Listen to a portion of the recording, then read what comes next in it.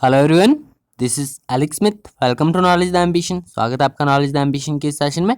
तो आज की इस वीडियो में डिस्कस करने वाले हैं Himachal Pradesh state cooperative bank assistant manager के रिगार्डिंग जो हमारे मॉक टेस्ट चल रहे हैं, इसका पार्ट 6 हम आज डिस्कस करने वाले हैं। तो इससे पहले की वीडियोस अगर आपने नहीं देखी है तो आप वीडियो सेक्शन में जाके उन्हें देख सकते हो। और अगर आप चैनल पर पहली बार आए तो प्लीज़ चैनल को सब्सक्राइब जरूर कर लें और नोटिफिकेशन बेल को ऑन कर लें, ताकि आने वाले सभी रेगुलर अपडेट जो है आप तक रेगुलरली पहुंचते रहें। और इस वीडियो का पीडीएफ जो है आपको हमारे टेलीग्राम चैनल या व्हाट्सएप ग्रुप से मिल जाएगा, आप वहां से ज्वाइन कर सकते हो। मोस्ट इंपॉर्टेंट क्वेश्चन आपके साथ यहाँ पर डिस्कस किए जाएंगे, तो वीडियो को एंड तक ज़रूर देखना है। और वीडियो के एंड में आप अपना स्कोर भी बताइए कि आपको इसमें से कितने क्वेश्चन आते हैं। तो स्टार्ट करते हैं। सबसे पहला क्वेश्चन यहाँ पर पूछा गया है, the most fundamental economic problem is dash.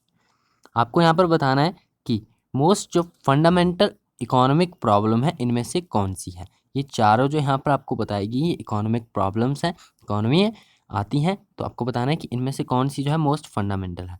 पहला ऑप्शन आपका security, second option the fact the United state buys more goods from the foreigners then we sell to foreigners, third आपका सैक्रिसिटी।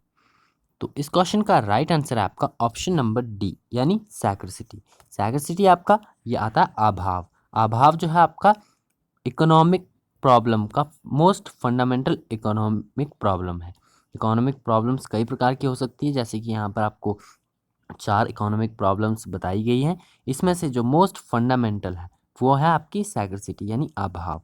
ऑप्शन नंबर 4 इसका right answer, आपको ये याद रखना है। Next है आपका question number 2।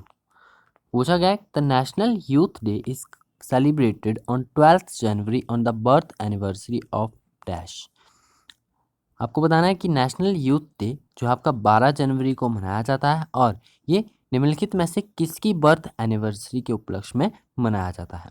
Doctor APJ Abdul Kalam, Chandrashekhar Azad, Swami Vivekananda या फिर आपका रामकृष्ण परमहंस। तो इस क्वेश्चन का राइट आंसर है ऑप्शन सी, यानी स्वामी विवेकानंद। स्वामी विवेकानंद जी की जो आपकी बर्थ एनिवर्सरी है वो 12th जनवरी को मनाई जाती है। 12th जनवरी को प्रत्येक वर्ष स्वामी विवेकानंद जी की बर्थ एनिवर्सरी मनाई जाती है और इन्हीं की बर्थ एनिवर्सरी को सेलिब्रेट करने के लिए ये दिन जो आपका 12 जनवरी का डे है ये मनाया जाता है नेशनल यूथ डे के रूप में। याद रखना आपको, national youth day Swami Vivekananda की जन्म जो बर्थ एनिवर्सरी है उसके लिए मनाया जाता है 12 जनवरी को। ऑप्शन सी इसका राइट आंसर है।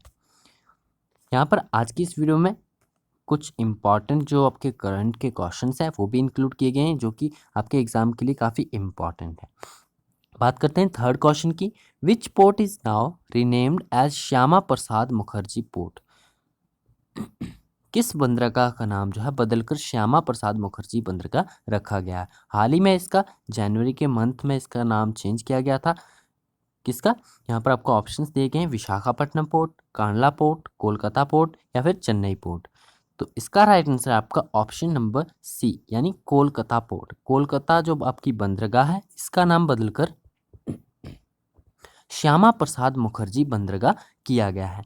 जनवरी में आपका ये इवेंट रहा था, मोस्ट इंपॉर्टेंट है, आपको याद रखना है कोलकाता पोर्ट। ऑप्शन सी इसका राइट आंसर है। कोलकाता पोर्ट का नाम यानी कोलकाता बंदरगाह का नाम बदलकर श्यामा प्रसाद मुखर्जी रखा गया है। ऑप्शन सी इसका राइट आंसर है। नेक्स्ट है आपका क्वेश्चन नंबर 4। पूछा गया कि स्वास्थ्य सखी project and breast cancer screening initiative was inaugurated by which of the following minister.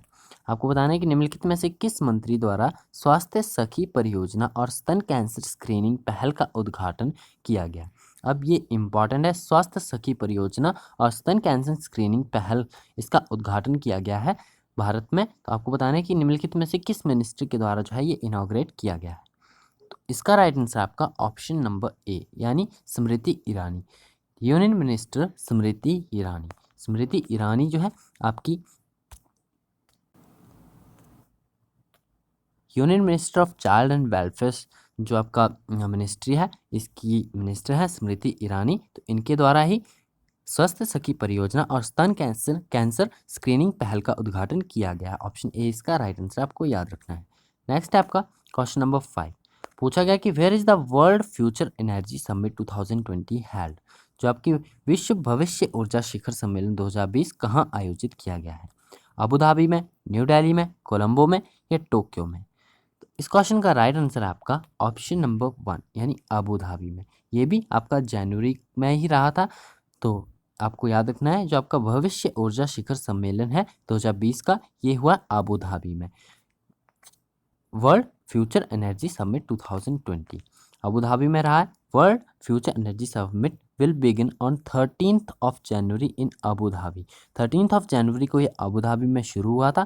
33,500 participants from 170 countries रहे थे and 800 specialist exhibitors and expected to attend the 4-day annual event. 4-day annual event रहा था, आपको याद रखना है। Abu Dhabi main आपको याद रखना है कि यहाँ पर ये आपका रहा था। 13th ऑफ जनवरी से स्टार्ट हुआ था और 33,500 पार्टिसिपेंट थे, 170 कंट्रीज थे। तो अबू धाबी इसका राइट आंसर है, आपको याद रखना है ऑप्शन नंबर 1। नेक्स्ट आपका क्वेश्चन नंबर 6 पूछा गया है कि विच British Indian yoga champion has one the global child pedagogy award 2020। किस ब्रिटिश भारतीय योगा चैंपियन ने ग्लोबल चाइल्ड पेडागोजी अवार्ड जीता है? शुभम जगलान, मानव ठक्कर, सुहित रक्षित या फिर आपके ईश्वर शर्मा? तो इस क्वेश्चन का राइट आंसर है आपका ऑप्शन नंबर डी यानी ईश्वर शर्मा। ईश्वर शर्मा का आपको नाम याद रखना है। एक 10 वर्षीय स्कूल बॉय थे। इनके द्वारा अंडर 11 योगा चैंपियन, ये अंडर 11 योगा चैंपियन भी रह चुके हैं Ishwar Sharma. From the UK से बिलोंग करते हैं, इंडियन ओरिजिन के हैं। Has been honoured with the Global Child Pedagogy Award 2020 for achievement in spiritual discipline yoga। इनके स्पिरिचुअल डिसिप्लिन योगा में अचीवमेंट्स को देखते हुए इन्हें ग्लोबल चाइल्ड पेडागोजी अवार्ड 2020 से सम्मानित किया गया है। ईश्वर शर्मा ऑप्शन नंबर 4 इसका राइट आंसर है। नेक्स्ट आपका क्वेश्चन नंबर 7 पूछा गया कि which Indian monument has been included in the Shanghai corporation organisation 8 wonder of SCO list. जो आपकी शंघाई कॉर्पोरेशन ऑर्गेनाइजेशन की 8 वंडर लिस्ट है, उसमें भारत के किस स्मारक को शामिल किया गया है? Statue of unity Gujarat, Sarang बावड़ी बीजापुर, ताजमहल आगरा या गोलकोंडा फोर्ट हैदराबाद? तो इस क्वेश्चन का राइट आंसर है, अगर आप डेली बेसिस पर न्यूज़ से अपडेटेड रहते हो तो आपको पता होगा, स्टैच्यू ऑफ यूनिटी जो कि गुजरात में स्थित है। स्टैच्यू ऑफ यूनिटी को शंघाई सहयोग संगठन की 8 आश्चर्य की एससीओ सूची में शामिल किया गया है। ये भारत का आपका स्टैच्यू ऑफ यूनिटी गुजरात में स्थित है और स्टैच्यू ऑफ यूनिटी को ही इन 8 आश्चर्यों की सूची में शामिल किया गया है। भारत से एकमात्र है, तो आपको याद रखना है ऑप्शन नंबर 1 इसका राइट आंसर है। नेक्स्ट आपका क्वेश्चन नंबर 8 पूछा गया है कि the government of India and the government of Assam signed a loan agreement of $88 million for the implementation of Assam Inland Water Transport Project with which of the following? आपको बताना है कि निम्नलिखित में से किस ऑर्गेनाइजेशन के साथ भारत सरकार और असम सरकार ने असम अंतर्देशीय जल परिवहन परियोजना की कार्यान्वयन के लिए $88 मिलियन के ऋण समझौते पर हस्ताक्षर किए हैं? मोस्ट इम्पॉर्टेंट है, यदि आप बैंकिंग की तैयारी कर रहे हो तो इस प्रकार के क्वेश्चन जो है आपको खासकर ध्यान देना है। जो भी आपके मेमोरेंडम ऑफ अंडरस्टैंडिंग होते हैं, चाहे आपके लोन्स होते हैं, तो आपको उस पर खास ध्यान देना है। तो ये जो आपका समझौता किया गया है $88 मिलियन का, किसके लिए?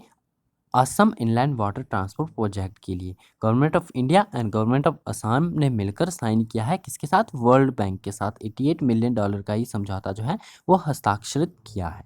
ऑप्शन डी इसका राइट आंसर है, आपको याद रखना है वर्ल्ड बैंक के साथ। नेक्स्ट आपका क्वेश्चन नंबर 9 पूछा गया कि who is the present managing director of SBI. State bank of India के प्रेजेंट टाइम के मैनेजिंग डायरेक्टर कौन है? एमडी कौन है स्टेट बैंक ऑफ इंडिया के?